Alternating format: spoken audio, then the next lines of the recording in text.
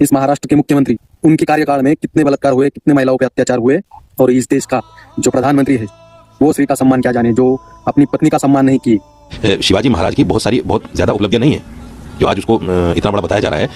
एक राजा थे, वो भी नॉर्मल राजा थे। दूसरे जो कहा जाता है, आए दिन कोई भी ऐरा गैरा नट्टू खैरा छत्रपति शिवाजी महाराज के बारे में बोलता रहता है। आज ये बोल रहा है, ये मौलवी बोल रहा है कि छत्रपति शिवाजी महाराज की उपलब्धियां कम है जितना लोग बड़ा चढ़ाकर बता रहे। जिस स्वराज का सपना छत्रपति ने देखा और आज हम उसे जी रहे हैं, ये उपलब्धि कम है। जिस मराठा साम्राज्य का विस्तार अटक से लेकर कटक तक गया, ये उपलब्धि कम है। श्री के सम्मान में छत्रपति ने एक रांझे की पाटिल का चौरंगिया किया, ये उपलब्धि कम है। मगर आए दिन कोई भी मुंह उठाकर छत्रपति शिवाजी महाराज के बारे में बोलकर गलत तरीके से इतिहास को बताया जा रहा है। चाहे वो हिंदू हो, मुस्लिम हो, और चाहे कोई हो, चाहे वो नीतीश राणे हो, वो ढोंगी बागेश्वर हो, या ये अभी ये मौलवी बोल रहा है ये हो। गलत तरीके से बोल कर इन्होंने लोगों में गलत तरीके का इतिहास बताया। और आज जो इस देश में और महाराष्ट्र में जो हो रहा है, आए दिन महिलाओं पे बलात्कार हो रहे हैं, छोटे बच्चों के साथ गंदा काम हो रहा है, इसका खौफ लोगों के जहन में नहीं रहा। ये इनकी पॉलिटिक्स के लिए ऐसा कुछ बोलते हैं, मगर इसका भुगतान जनता को करना पड़ता है।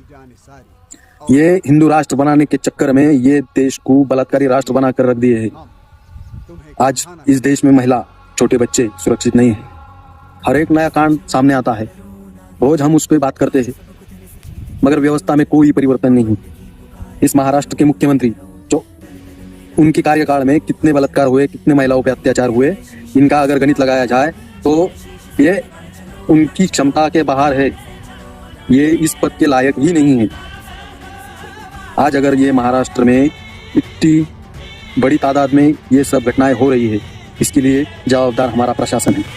और इस देश का जो प्रधानमंत्री है वो स्त्री का सम्मान क्या जाने, जो अपनी पत्नी का सम्मान नहीं किए, वो इस देश की महिलाओं का सम्मान क्या करेंगे, वो इस देश की महिला बेटियों को क्या न्याय देंगे।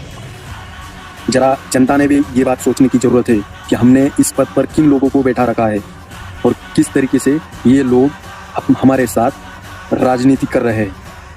आज जिस प्रकार पुणे में जो घटना हुई, उस प्रकार की घटना का हम निषेध करते हैं। जिस प्रकार पुलिस प्रशासन ने लोगों पर लाठी बरसाई, जो भीड़ पर लाठी बरसाई, वो गलत तरीका है।